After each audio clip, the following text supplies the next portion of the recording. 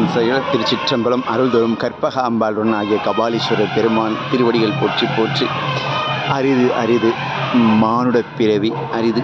அந்த பிறவியிலும் 63 நாயன்மார்களை வணங்குவது மிகவும் அரிது. ஏனென்றால் இந்த மானுடைய பிறவியின் பயனே ஈசன் திருவடியை அடைவது.